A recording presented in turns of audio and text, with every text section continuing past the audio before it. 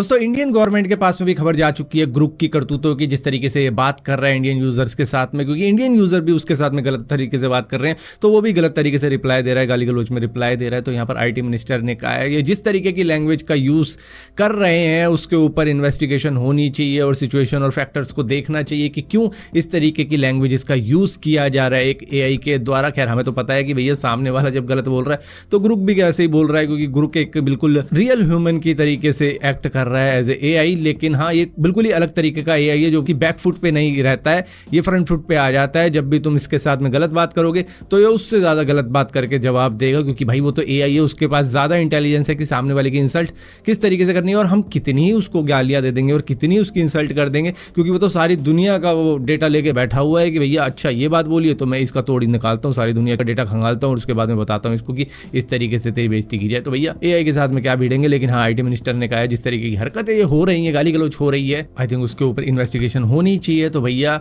Group भी फंस गया है, क्योंकि कई बार इस ग्रुप ने कई सारे नेताओं के बारे में भी बोला है कि अच्छा इसने तो वो किया था, इसने तो वो किया था। तो इस तरीके से इसको तो सारा पता है तो बोल रहे हैं, जिसकी वजह से कई लोग गुस्से में भी आ रहे हैं कि अच्छा ये भी बोल रहा है। तो गाली गलौचों को तो बोल देते हैं सामने के सामने, लेकिन मेन मुद्दा वो है जो ये बोल रहा है। दोस्तों 1 अप्रैल से गूगल पे, फोन पे या कई सारी यूपीआई एप्लीकेशंस इनएक्टिव नंबर्स को अनलिंक कर देगी अपने से, क्योंकि ऐसा एनपीसीआई ने कहा है, यानी कि national payment corporation of India ने कहा है कि भैया सभी इनएक्टिव नंबर्स को तुम्हें अनलिंक करना होगा, क्योंकि इससे रिस्क हो सकता है कई सारे लोगों का बैंक खाली होने का। क्योंकि मान लो अगर वो नंबर काफी लंबे टाइम से इनएक्टिव है और किसी और को असाइन कर दिया जाता है वो नंबर, तो फिर बाद में होगा क्या, वो गूगल पे जाएगा या फोन पे जाएगा और उस नंबर को रजिस्टर करने की कोशिश करेगा। तो भैया उसमें तो ऑलरेडी कोई बैंक लिंक हो रखा है, जिससे कि वो बंदा उस पेमेंट को निकाल सकता है, यूज कर सकता है, पिन विन जो भी है वो सब कुछ चेंज कर सकता है और उसका ही खुद का पासवर्ड बन जाएगा वो पैसे निकालने के लिए। तो भैया इस तरीके के फ्रॉड को रोकने के लिए इनएक्टिव नंबर्स जो कि लिंक हो रखे हैं गूगल पे, फोन पे या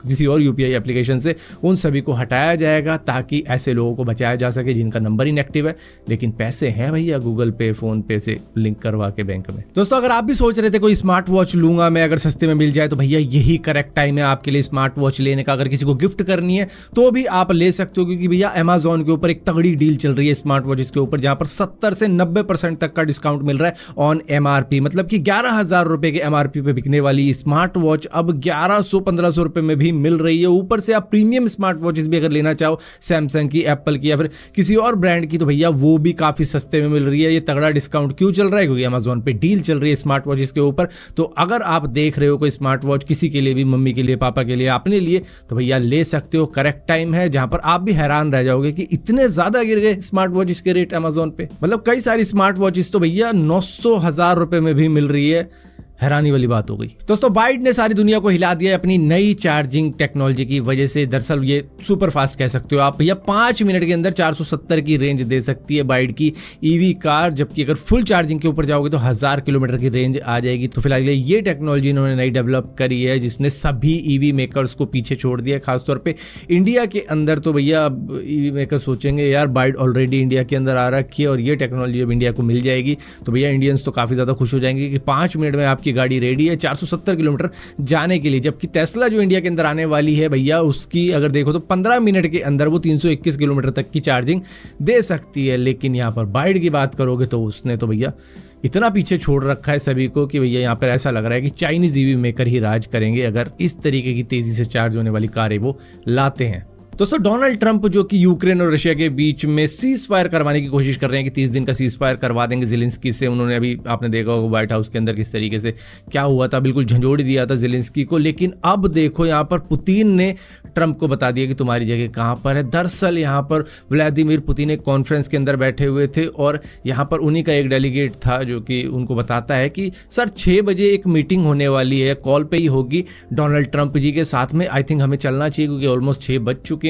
लेकिन व्लादिमीर पुतिन ने इस बात को इग्नोर कर दिया सैकड़ों लोगों के सामने हंसते हुए कि होती रहेगी, अभी फिलहाल के लिए हम यहाँ बैठे हैं, अभी वो वेट करेंगे तो ठीक है, लेकिन हम यहाँ से अभी कहीं नहीं जा रहे क्योंकि हमें यहाँ की बात करनी है, इस कॉन्फ्रेंस के अंदर बैठे हुए हैं, तो उन्होंने ऑलमोस्ट डोनाल्ड ट्रंप को आधे से 1 घंटा वेट करवाया। सारी दुनिया के अंदर यही खबर फैल रही है, जहाँ पर डोनाल्ड ट्रंप की आई थिंक ये बहुत बड़ी इंसल्ट है। वो खुद को समझ रहे थे कि पूरी दुनिया के प्रेसिडेंट है वो, लेकिन यहाँ पर पुतिन ने उनको 1 घंटे इंतजार करवा दिया। तो यहाँ पर पुतिन ने एक तरीके से दिखा दिया कि भैया हर बंदा ज़ेलेंस्की नहीं होता कि किसी को भी आप कैसे ही समझ लो कि ऐसे नचा देंगे हम इसको। ना, मैं पुतिन हूँ, मैं अपनी मर्जी से आऊँगा जाऊँगा। और वो कहाँ गया वो वाइस प्रेसिडेंट JD वेंस, वो कह रहा था ना ज़ेलेंस्की से, क्या आपने ट्रंप को एक बार भी थैंक्स बोला? आपने थैंक्स बोला, अब बुलवा लो पुतिन से थैंक्स बुलवा लो। आप जो 30 दिन की सीज फायर की बात कर रहे थे डोनाल्ड ट्रंप की, भैया मैं 30 दिन का सीज फायर रखवा लेता हूँ, उसके बीच में फिर बात कर लेंगे कैसे करना है क्या करना है इन दोनों की वॉर रुकवाने के लिए। लेकिन यहाँ पर पुतिन ने तो साफ साफ कह दिया कि मैं कोई सीज फायर नहीं करने वाला हूँ, मेरा जैसे चल रहा है वैसे ही चलेगा। हाँ,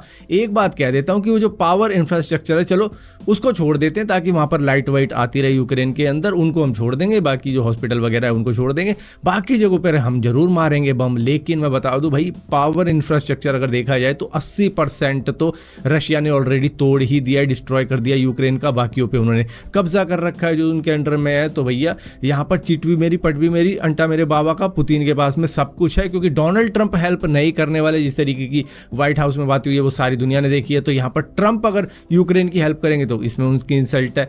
और अगर वो देखते हैं कि भाई पुतिन ने मेरी इंसल्ट कर दी, अब मुझे यूक्रेन की हेल्प करनी चाहिए, तो उसमें तो यूक्रेन की जीत ही जीत है। तो यहाँ पर ट्रंप फंस गए हैं उस $500 बिलियन के नेचुरल रिसोर्सेज के चक्कर में, जहां पर अब व्लादिमीर पुतिन तो नहीं रुकने वाले यूक्रेन पे जब तक वो जितना चाहे उतना हिस्सा कब्जा नहीं लेते और जैसा चाहे वैसे करवा नहीं लेते यूक्रेन से।